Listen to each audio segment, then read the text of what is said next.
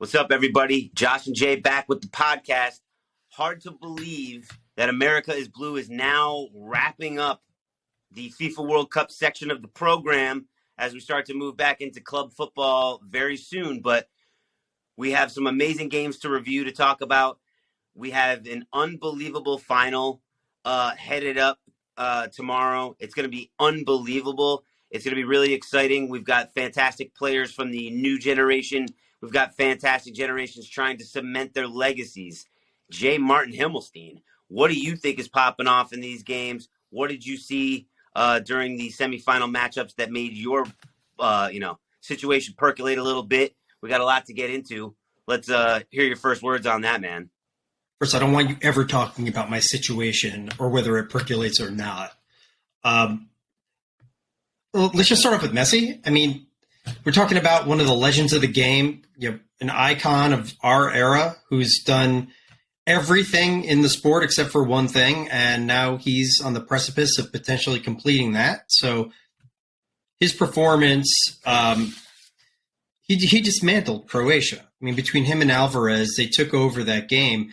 It was a legendary Messi performance. And whereas we're used to seeing that when he's wearing, red and blue, whatever that ugly uniform is that they rock in Barcelona, things have been lacking with Argentina.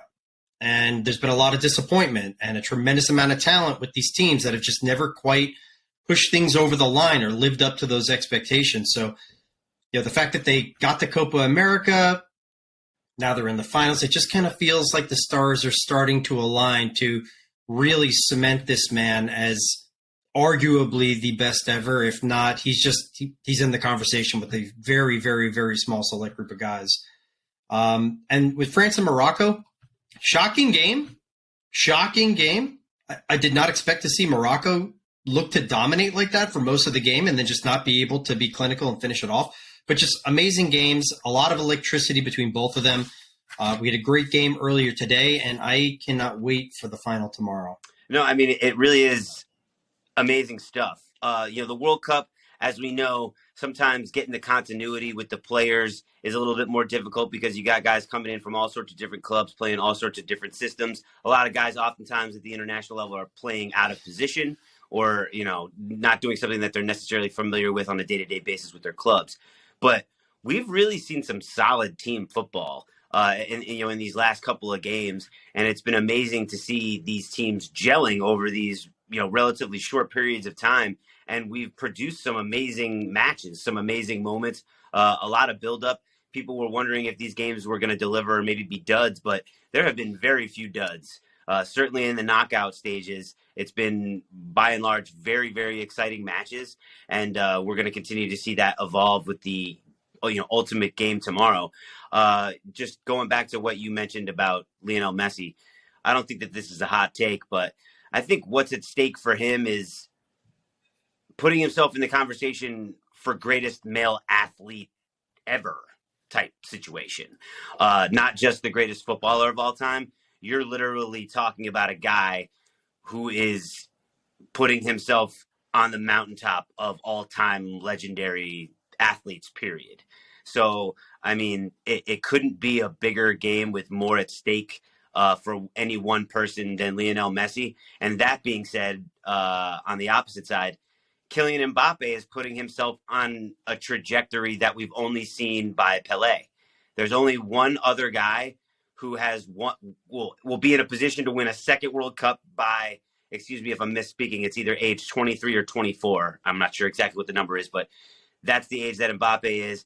And the only other guy who would have, had 2 World Cups by that age is Pelé. So, I mean, you're talking about a guy cementing an absolutely legendary career. And then you have another young guy putting himself into a position to maybe do things that we've literally never seen anybody achieve on a winning level in football.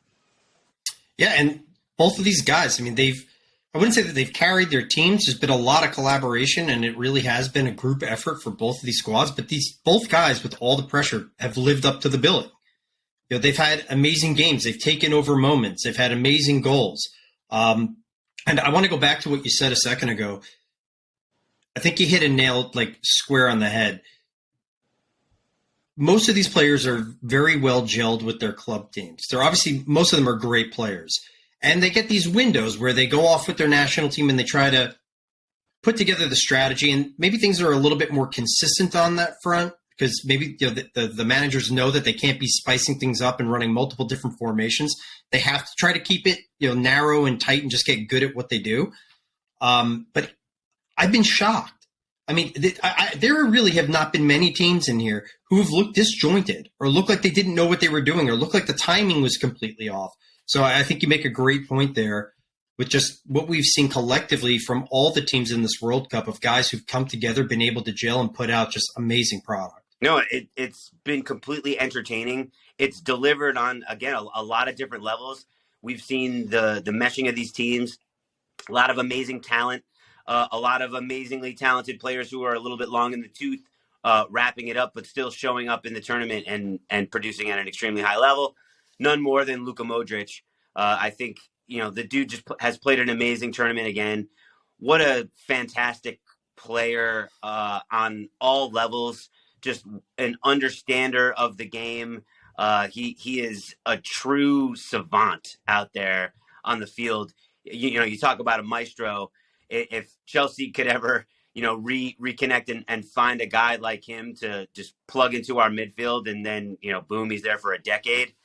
Tiny ask, but, the guy just continues to show that he defies age. There's no way he looks like a 37-year-old out there, especially a guy who's the engine of a midfield.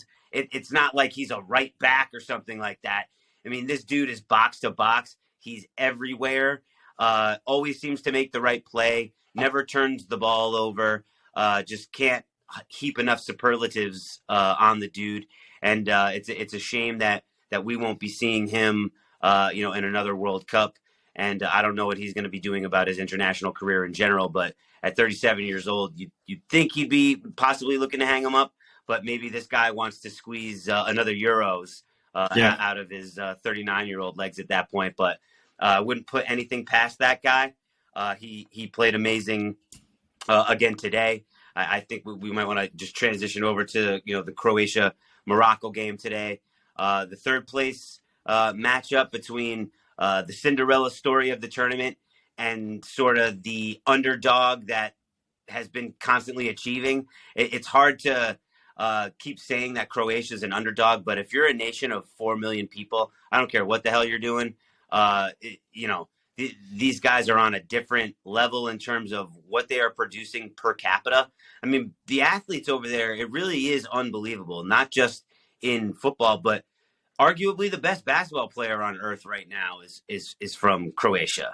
I mean, Luka Doncic is doing incredible things with the Dallas Mavericks. So shouts out to the, Croatian athlete raising mothers and fathers out there, because they're kicking ass, man. They are putting a product out there on the fields, on the court, on the pitch, not to mention Novak Djokovic, arguably the greatest tennis player ever. I mean, these guys are stacking it up.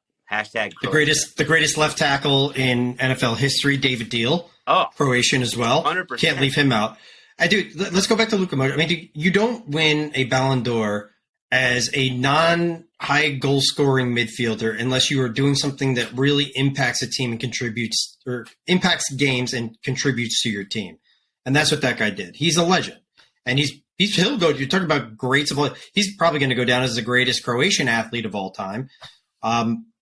He's exceptional. I thought that they were very flat in their last game. I think that they strategically didn't quite get it right, and they were really overwhelmed. Their midfield strength was overwhelmed by numbers by Argentina, which is very smart by them, is to try to neutralize what was so great about Croatia, and they just weren't able to adjust.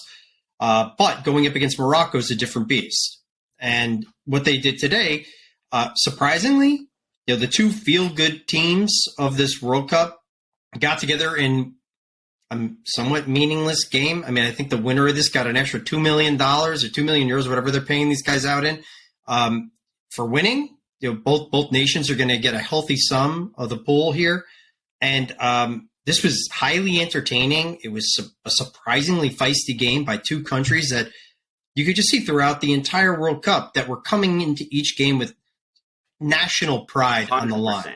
100. Like, it didn't matter what was online. It didn't matter if it was a friendly. Like, these guys were going to come out there and they were just going to give it their all, and they did it again today. So it was for a third place game. This was great entertainment. 100%. And then, of course, we'd be remiss. Shouts out to number 8, Mateo Kovacic, and number 7, Hakeem Ziyech. Both played amazing tournaments. Both guys were clearly giving everything out there. They both did themselves, a lot of positives towards their countries and towards their personal careers. Both of those guys, played fantastic tournaments. Definitely nothing to hang their heads about. Third and fourth place finishes respectively.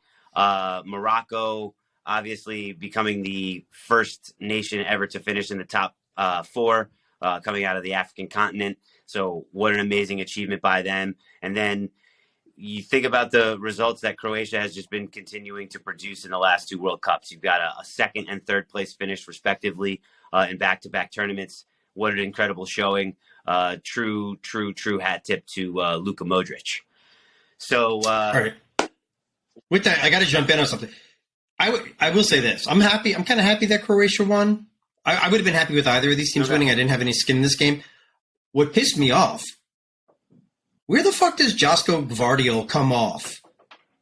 Bagging a goal in a meaningless game when he should be like toward the top of our blue shopping list, and then almost creating a penalty. Dude, he's a center back. What's this guy do? Dude, he just raised his price tag like an extra 15 million euros.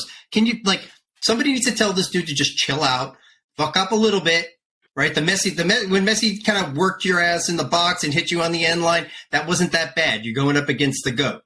But this dude, you got to stop this. Stop it. Yeah, we need a little bit more consistency out of him, especially if he's going to be in a blue shirt. But young kid, man, 20 years old. I like him. Fantastic. I like him. Has a lot of the things you can't teach. The size, the stature.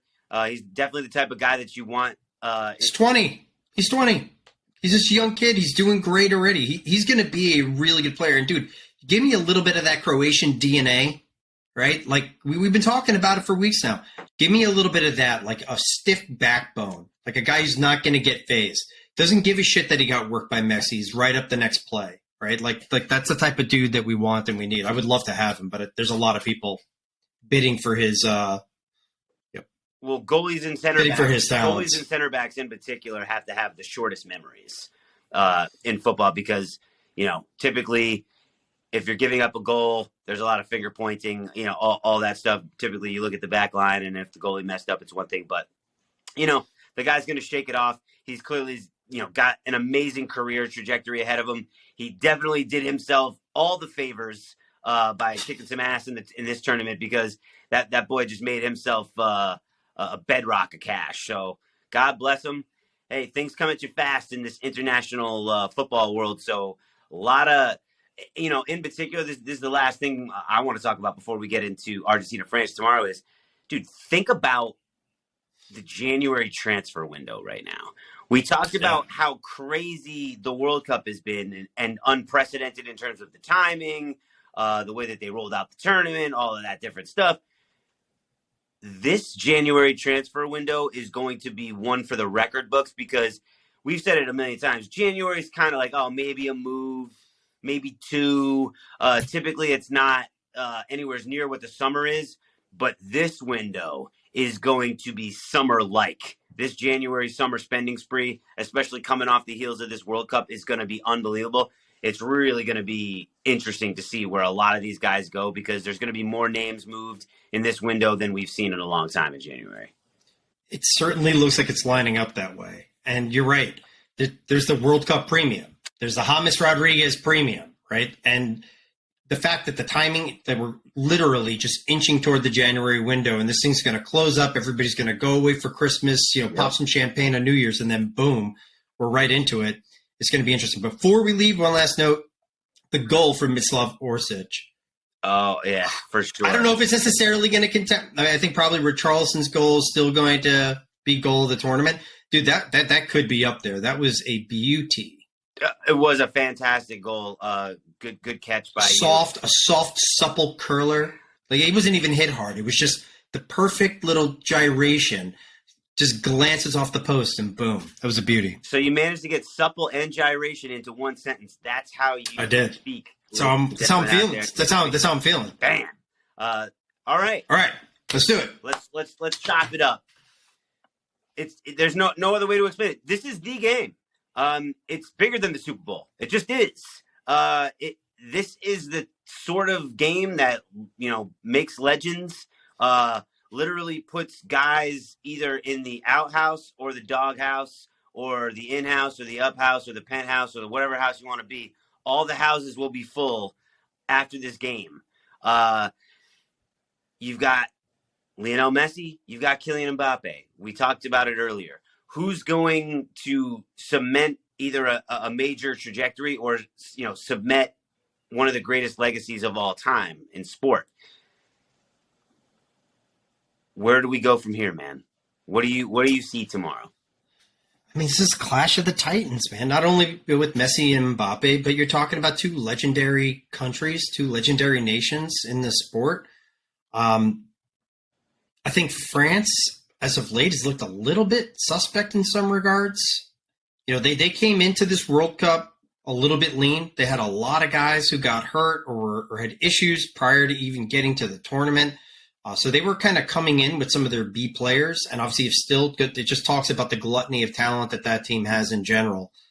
I did not like what I saw of them against Morocco. And these are different approaches from what they got from Morocco versus what they're going to get from Argentina. They got some kind of a flu or an illness that's just spreading throughout the team. Rabiot wasn't in the last game. Hopefully they will come full force because I do want to see these guys at full strength, just button heads. But I don't know, man. It's just, I feel like after all the years of Argentinian disappointment with all the strikers, you have Aguero, you've got Messi, you've got Di Maria, Batistuta. Dude, you just have so many guys, and they just fell flat. And maybe the Copa America was a stepping stone. Maybe that was kind of the first thing that they needed to do in order to start to feel confident, know that they won some silverware for their country, takes a little bit of the load off. And now, this could be the World Cup, man. This could be it for Messi. And I kind of just feel like this is almost fate. I mean, Copa America is a big freaking deal, man. It is the Euros of South America. It's a huge tournament for them. And again, Maradona never won the Copa. So if he can lift a Copa and then achieve a World Cup right off the strength of that, that's pretty big time back-to-back stuff. That's legendary. That's a lot of lifting right there. Maradona went to 2 finals. He went in 86 and won, obviously, and then lost in 90. So this will be Messi's second final. And I do agree with you. France has looked a little bit suspect, and they've had, their opportunities. Well, they got exposed against Morocco, I guess we could say. And just crazy. They've shown some weaknesses in that regard.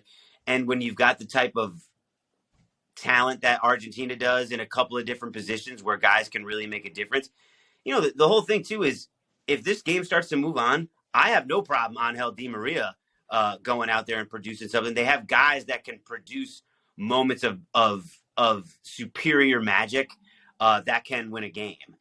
Because I've seen both Di Maria and Messi go for Olympicos when teams were down. I just love that step on their throat mentality. Let's just blast some balls right at the rail and see if the goalie is really on it.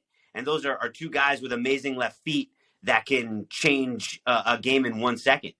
But again, too, France has unbelievable talent that can also produce a moment. The Chouameni goal that he had a couple games ago, that was unbelievable. You of course got Olivier Giroud, Mbappe, these incredible attacking players, but they are a little bit suspect in the back. If you're going to hit those guys, they don't have some of their name brand center backs that they wanted to have in.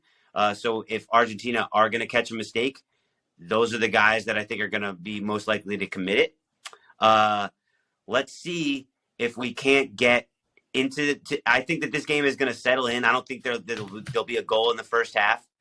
I think everything that's going to happen is going to happen in the second half and into extra time. That I think that this game is going to go into extra time. Ooh, a clue. Yeah, I mean, you got everything we just said about Argentina going up against a team that's been there, done that, who knows what it takes because they've already done it. They already have that piece of silverware. They're going for back-to-back champions, first time since Brazil decades ago. This is going to be epic, and I can't wait to watch it. So, are we ready to jump into our predictions? I am, and you know what? I'll go ahead and go first because I opened up my mouth a second ago. It's going to be a chess match at first. I don't think anybody wants to give up anything. I think the first half is going to be very cagey. A lot of it's going to be played in the middle of the park. No one wants to get stretched because no one wants to make the mistake. That said, I think the second half you're going to get a goal early, and I think we're going to get 4 goals in the second half. I think we're going to get a 2-2 matchup headed into extra time. Again, this is what I think is going to happen, not what I want to happen.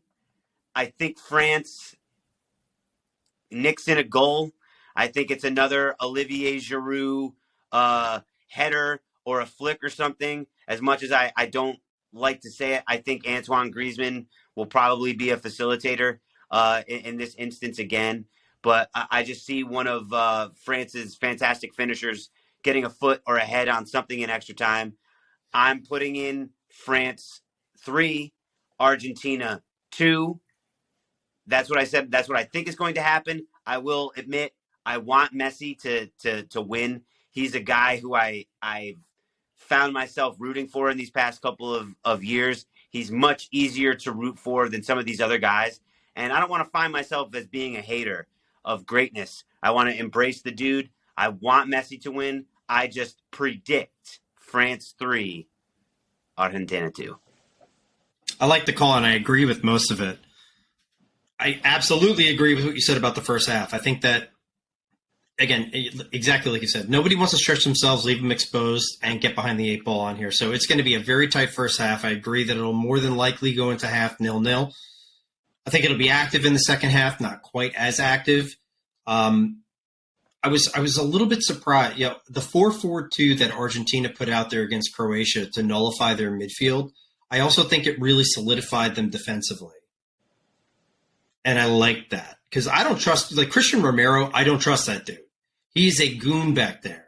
So I think you need cover, and I think you need to be able to have versatile midfielders that can go ahead and maybe add some assistance when you have a guy like Mbappe barreling down at you. I have I think it'll be 1-1 by the time we get to the 85th minute. And then I actually think Argentina is going to hit one in stoppage time. So I'm going 2-1 Argentina. Messi gets his World Cup, and he becomes a legend of legends. I like it. High praise to all these guys. One guy that also makes me a little bit nervous that you mentioned on the Argentina side, Nicolas Otamendi isn't exactly Franz Beckenbauer back there. He's a guy that can be a little bit suspect. He's the guy I'd be the most nervous about making a mistake in an Argentina shirt. But that being said, I love the 2-1. I do think that this is going to be a very, very tight matchup. I only think the 2-2 is going to happen because it seems like when these guys are really chasing the game, especially at the end of these huge matches, there always seems to be a flurry of goals because I think it's like once you get one, you're gonna get a couple. I don't see this as a 0-0 or a 1-0 all the way through. I just don't. I really think both teams are gonna score. So, all right, man, let's put a bow on this thing. I can't wait to wake up in the morning and have some coffee, get a little breakfast, and get this thing on starting at 10 o'clock. Amazing time to be alive. The penultimate game of the tournament here. The end, wrapping it up. So good luck to Argentina. Good luck to France tomorrow. Everybody enjoy watching. Thank you so much for giving us your time and giving us a listen. America is indeed blue. We'll be back with the wrap-up cast tomorrow. Then we'll be done with the FIFA World Cup and then getting back into talking about our beloved Chelsea Blues full time. All right, bro. Have a great rest of your night. Thank you, everybody out there. We'll be back next time. America is blue.